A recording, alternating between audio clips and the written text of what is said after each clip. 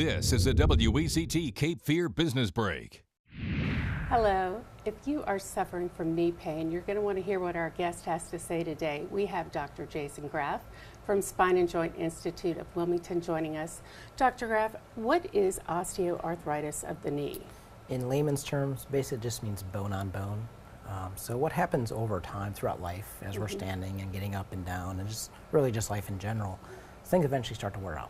So the knee, for instance, you've got two bones and you're supposed to have a space in between them. Right. So just from years and years of wear and tear, you slowly start to lose the space and the bones eventually start to rub together. So you can imagine two bones rubbing together, everything you do is going to hurt. And what are the options for people who are suffering from that? Yeah, usually when it gets to that stage, people have tried other options and nothing's working. So they're left either with a knee replacement, which is surgery, or I offer an alternative where I can actually decompress the knee and restore a lot of that space back in it. And tell us a little more about what you do to fix it. Sure. So basically when we do that, it creates what's called negative pressure, which acts almost like a vacuum effect. That's going to draw a lot of nutrients, a lot of fluid back into the joint space.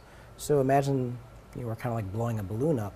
That's going to increase the joint space so it doesn't rub and grind so much.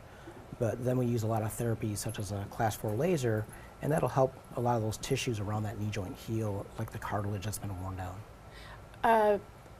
A procedure like that, how many treatments does that take? All right, so obviously it's not going to get fixed instantly overnight. It does take a while. Most patients I'll see twice a week for several weeks. And is it painful? Not at all. Everything we do is actually painless. Okay, and the first step is for a consultation to determine. Certainly, yep. Okay, and you can find out more about this procedure by going to the website, and that's wilmingtonspineandjoint.com. For more details, go to healthfirst on WECT.com.